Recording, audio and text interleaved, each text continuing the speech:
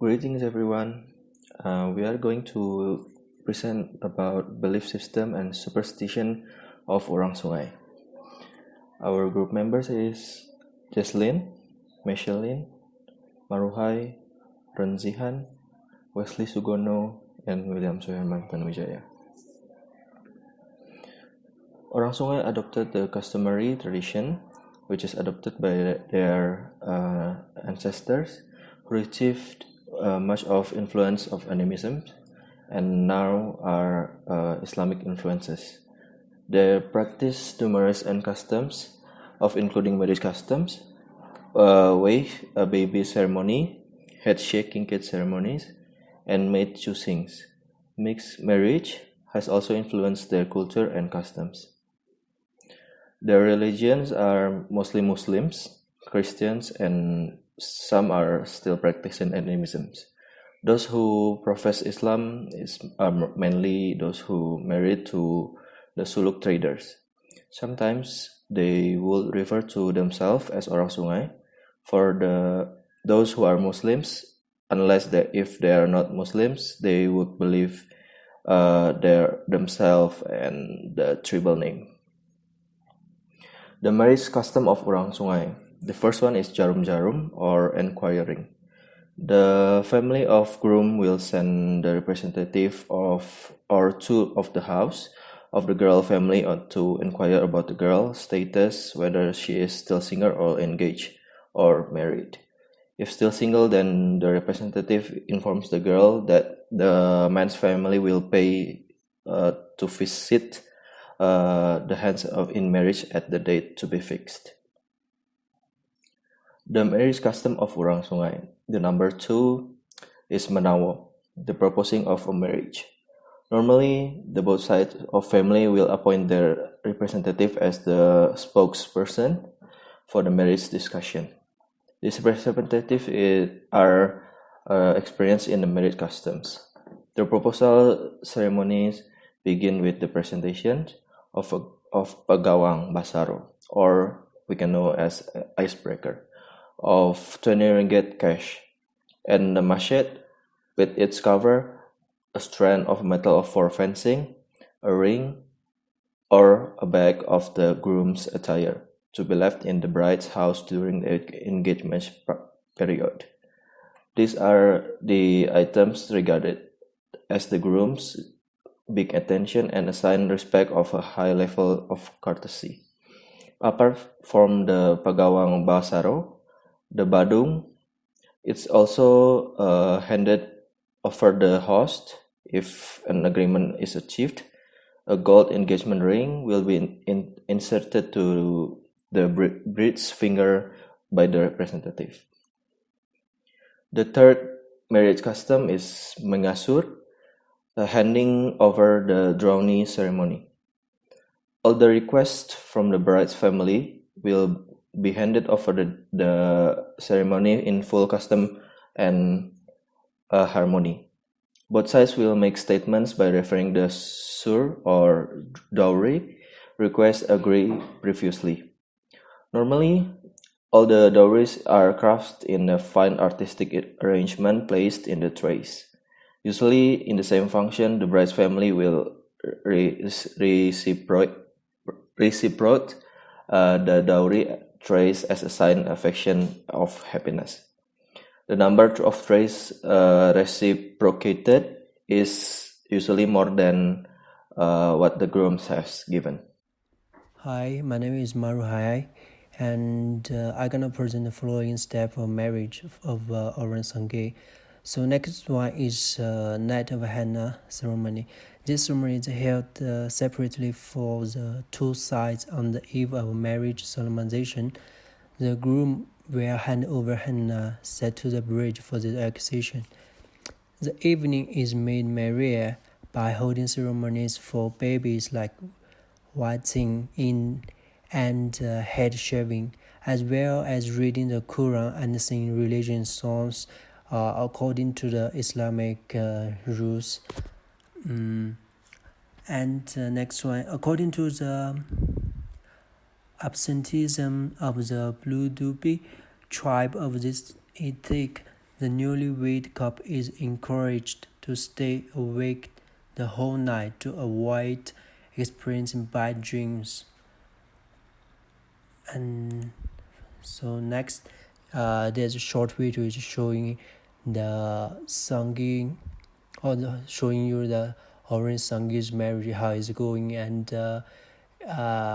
it simply briefed every step of the Orange Sangee's marriage.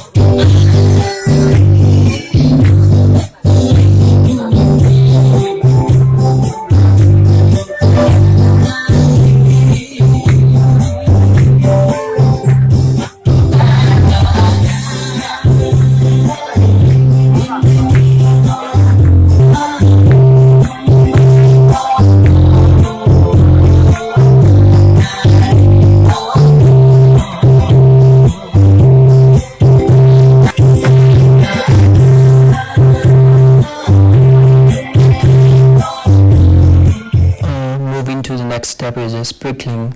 In the wedding ceremony, the Orange Sangee have a practice called sprinkling.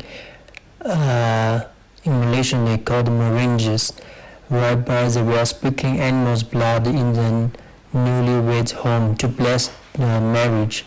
The sprinkling would be repeated on the third and seventh night, and before the seventh night, the newlyweds are not allowed to step on the ground. The reason for doing so is to prevent bad luck and disaster from happening to the newlywed and the whole village. Some of disasters that can happen include a thunderstorm, flash flood, and even lack of food due to the bad crops. So next one, I'm gonna present the mixed marriage. Raising level of education and marriage of the Orange Sangee to the urban areas for work has led to interaction with other ethnic groups. Interaction with other ethnic groups open the door to the mixed marriage. For example, there are so many people who married the ethnic Kadazan. Some even married to ethnic Malay of Peninsula Malaysian. Marriages between two different ethnic groups have affected the marriage system of Orange Sangee. Some ceremonies are abandoned because of custom and culture of wrong bridges. So, from last I'm gonna present the importance of marriage importance of marriage custom among the Orang Sangay. Custom is generally defined as rule and way of life. It reflects everything that is sometimes done daily or seasonally, based on the month of the year. The importance of custom in life and community, no matter which nation, is undeniable.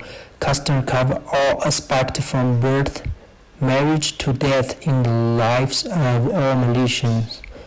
Custom will play a big role in ensuring the smooth running of events. The Orang Sangay hold on to the tradition because it believed to have an impact on life. A ceremony at the wedding stage will be preferred lively and full custom. Warrior Dance of Kinabatangan. Rumambay, or better known as the Warrior Dance of Kinabatangan, is a traditional dance of the indigenous people of Sandakan, the Orang Sungay. Tikitas is performed to honor the returning warrior of Orang Sungay from battle skirmishes. Today, the dance is normally performed to welcome important people and the harvest festival. These dances have been performed for generations and are a big part of the lives of Sabahans. This dance has been passed to the younger generation of Orang Sungay and has been turned into an inheritance so that the younger generation appreciates and practices a long-standing tradition. The video is about the Rumambay dance performed by Malaysian people.